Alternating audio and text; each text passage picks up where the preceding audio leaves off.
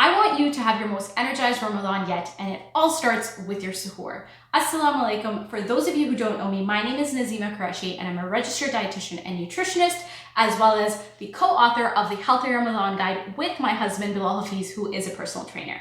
So today I really want to focus on suhoor. Now, a lot of times when we think about feeling tired, low in energy, or hungry throughout our fast, we often think it's just because we're fasting. But the reality is how you feel throughout your fast is significantly impacted by how you're eating during that small window of non-fasting hours. So today I really want to focus on suhoor. I'm going to tell you the 5 things that you want to make sure that you're incorporating in your suhoor, and then I'm going to show you a quick, easy recipe that incorporates all of these components. So before we even start thinking about what we're gonna have for suhoor, I really wanna stress the fact that it's super important to actually wake up for suhoor. As tired as you may be and as tempting as it may be to sleep through that time, in order for you to feel more energized throughout your day, you're gonna feel more benefit by actually waking up in the middle of the night rather than sleeping through it. Now, when you do wake up for suhoor, having something quick and simple like cereal may be tempting, but what actually happens with something like a bowl of cereal is that it digests really quickly. So by the time you're actually awake to start your day at 8, 9, 10 o'clock, you might actually start feeling quite hungry. And this is because it's simple carbohydrates that have already digested. So instead, you want to start incorporating these 5 things. So number 1 is your healthy fats. Now, healthy fats are things like your avocado, your nuts and seeds, chia seeds, flax seeds, hemp seeds. And so what the healthy fats does is not only help you feel fuller for longer, but provide you with a longer source of energy. So when you're having healthy fats at suhoor, throughout the day in your fast, you're more likely to feel a little bit more energized and not as hungry.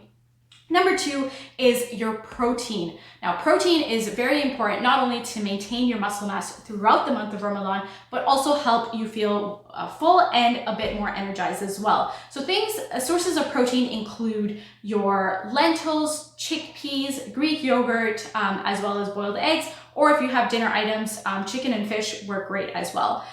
So incorporating protein and fat is super important. And then you're going to pair it with number 3, which is your whole grain carbohydrates. So we want to swap out the white bread, the simple cereals, the simple sugary cereals, and instead we're going to replace it with either whole grain sprouted bread. You can do oatmeal, you can do barley, as well as quinoa. These are all really great sources of whole grain carbohydrates. And what that means is there is a lot more fiber in there, so it's gonna break down a lot more slower. When you pair it with your protein and healthy fats, you're gonna have a nice slow release of energy throughout the day, rather than feeling that crash early in the morning and feeling really hungry.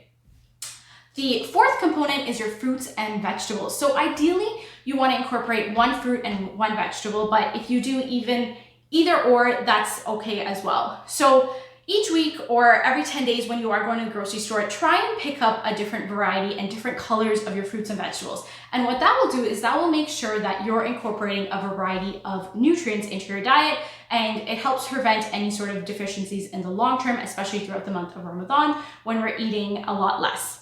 The number 2 thing is also incorporating those fruits and veggies for hydration. So turning to fruits and veggies that have higher water content. So think of those juicier fruits and veggies. So cucumbers, lettuce, celery, strawberries, your watermelon, oranges, pineapple. These are really high in water content. So it's really gonna help you stay hydrated as well. And now that takes me to my 5th component, which is water. So you want to be drinking at least 3 cups of water, 2 to 3 cups. Now, when I'm talking about cups, I mean actual 250 ml. So this is actually about the size of 1 cup, but most of us usually drink a big glass of water. So this would actually be equal to 2 cups. So you can at least drink 1 of these or at least 1.5, right? So this would be 3 cups together.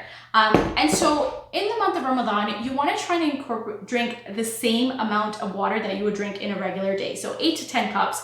And if you start off with at least 2 to 3 cups at suhoor, you're able to drink enough at iftar and post iftar as well. I'm going to show you how to make overnight oats, which incorporates all 4 components of your suhoor, and then you can pair it with your water. So one of the biggest obstacles to having suhoor is waking up in the middle of the night and then thinking about what to eat and spending all that time, which is why usually people either skip suhoor or have something simple like a bowl of cereal. So the great thing about the overnight oats is you can actually make this the night before before or a couple nights before, really. And so you just have to pull it out of the refrigerator. And now the key thing with overnight oats is really the portion sizes, right? And making sure all of the ingredient amounts is correct so that you have a good balance of your protein, your fats, and your whole grain carbohydrates as well. So the first thing we're gonna do is we're gonna add our oats. So I have rolled oats here, also known as porridge oats or large flake oats. So we're gonna go ahead and add this. This is half a cup. I love using mason jars. I find this really helps. The glass is great to preserve food for a longer time, and also because it's narrow, it keeps the ingredients fresher as well. So to the oats, I'm gonna add our chia seeds, which is our healthy fat. So you can really change up the seeds. I like using hemp seeds and flax seeds as well, or you can add all three of the seeds. Next, we are going to go ahead and add some Greek yogurt. So this is our source of our protein. Now, if you're dairy-free, you can skip the Greek yogurt and instead add more seeds. So add all three, chia seed, flaxseed, and hemp seed, and then you're gonna use a non-dairy based milk like almond or cashew milk. But if you're okay with dairy, you can go ahead and add your Greek yogurt. So this is a plain Greek yogurt. There's no added sugar. And that's important too. Ideally, you wanna avoid having added sugar at suhoor because that makes you feel a lot hungrier earlier on in the day. So adding in our half cup of Greek yogurt, and then we're going to add a half cup of milk. So this is regular dairy milk, but once again, you can also go for like an almond milk or a non-dairy option as well. So just going ahead and pouring that. And you can give that a bit of a mix so it kind of, the milk goes in. And so the great thing is normally you'd have to cook your oats, but because it's going to be soaking overnight or for a couple days, you actually don't have to cook your oats. So once you have this layer, now you're gonna go ahead and add in your fruit.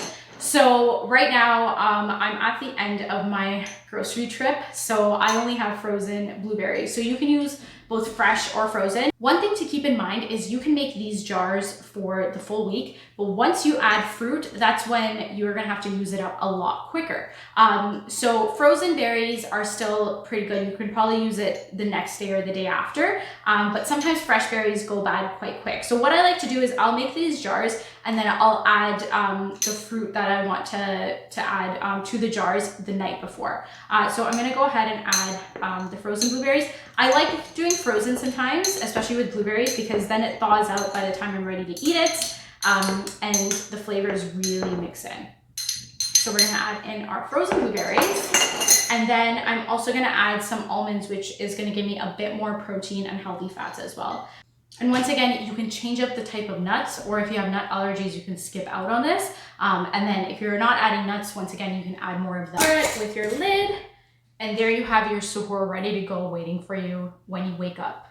And then you're gonna pair this suhoor with your water. One thing that's helpful is you can either bring your multiple glasses to the table or just bring a jug of water to make sure you're drinking enough water. So all you have to do is have this for your suhoor and you will feel so much better throughout your day. If you want more quick, healthy, and delicious recipes for suhoor, iftar, and post-iftar, be sure to check out my Healthy Ramadan guide, which is co-authored with my husband. He's a personal trainer and he covered all of the fitness portion. This is a complete comprehensive guide. It includes meal plans, recipes, grocery lists, everything that you possibly need, as well as tips and information for how to have a healthier Ramadan with different conditions, as well as a full workout program. So you can check this out at thehealthymuslims.com.